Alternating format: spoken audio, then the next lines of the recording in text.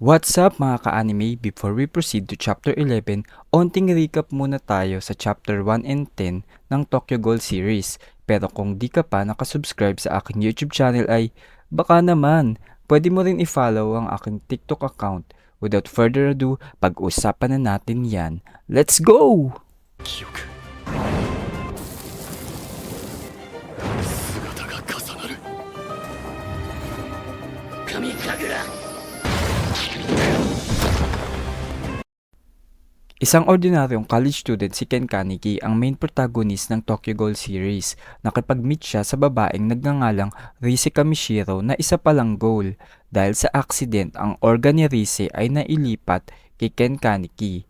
After the incident, maraming changes ang na-experience ni Ken na hindi nararamdaman ng ordinaryong tao dahil nag-start na siyang matakam sa human flesh. At ang struggle niya para labanan ito, later on natuklasan natin na siya ay half human, half ghoul. At dito na natin nakilala sila Toka Kirishima, ang coffee shop girl na isa ding ghoul, si Nishiki Nishio na nanakit sa kanyang best friend na si Ryoshiki Nagashika, at na-witness din natin ang paggamit ni Ken ng kanyang kagune upang labanan si Nishiki, si Yoshimura, manager ng auntie ko na nag-alok kay Ken ng trabaho at tumutulong sa mga ghoul na mamuhay ng normal.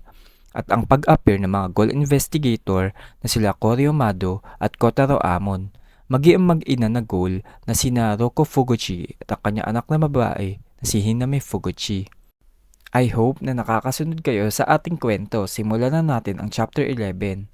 Nagpa siya sina Koryo Mado at Kotaro Amon na umalis sa Commission of Counter Ghoul Headquarters, ngunit naramdaman ni Amon na siya ay minamanmanan na natuklasan na si Renji Yomo.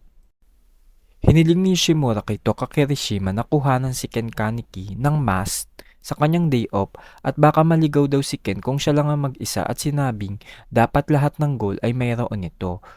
Tutol si Toka nung una, ngunit isiniwalat ni Yoshimura na ang dalawang ghoul investigator ay kasalukuyang gumagala sa paligid ng 20th Ward, kaya dapat nagawin ni Kaneki ang kanyang maskara sa lalong madaling panahon.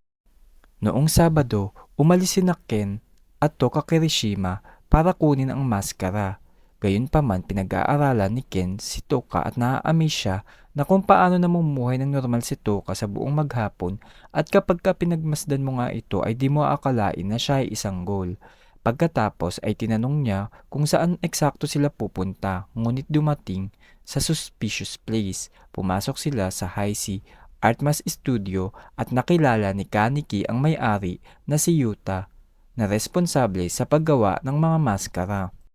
At sinabi na ang kanyang scent ay unusual daw. Sa salita ni Yuta, nalaman ni Ken Kaneki na ang ika-20th Ward ay well-behaved area at napapaisip kung dahil nga ba ito sa impluensya ni Rise Kamishiro. While ang 30th Ward naman ay kilala sa pagdanak ng dugo at ang Ward 1 at 4 naman ay walang nakatira. Nag-decide si Yuta na gawa ng kalahating mask si Ken Kaneki. Ipinaliwanag ni Ken na ang kanyang mata ay nawawalan ng kontrol sa tuwing siya ay nagugutom, na siyang tanging dahilan kung bakit siya nagsusuot ng medical eye patch. Nag-offer ng snack si Yuta at nagtanong kung may girlfriend na nga ba si Ken, at tinanong din siya ng kanyang impresyon kay Toka, kung saan siya ay tumugon na si Toka daw ay lubhang nakakatakot. Sumalungat naman si Yuta at tinutukoy na si Toka ay masipag at pinapahalagan daw nito ang kanyang buhay paaralan at ang kanyang mga kaibigan. Tapos na siyang sukatan at ipapadala na lang daw sa auntie ko once matapos gawin ang kanyang mask. Binanggit din ni Yuta na gusto rin niya ang mga tao dahil nasasabik siya kapag pumapasok ang mga customer sa kanyang tindahan. Naiintindihan ni Kaneki na sa kabila ng nakakatakot na itsura ni Yuta, ang paraan ng kanyang pagsasalita at pagkilos ay napakabait. Samantala, nagbibigay si Toka ng mga detalye tungkol sa mga motibo ng mga ghoul investigators na nagsasabi na ang mga ghoul ay hindi pinahihintulutang ipakita ang kanilang mga muka, or kung hindi, sila ay yari sa mga ghoul investigator pag sila ay namukaan at papatayin sila pagkatapos. Nakita si Roko Fuguchi na nakaupo kasama ang isang natutulog na Hiname Fuguchi sa kanyang kandungan. Hawak niya na mahigpit ang isang maskara sa kanyang kamay, habang may luhang tumutulo sa muka ng kanyang anak na nagpapahiwatig na ang ama ni Hiname ay namatay.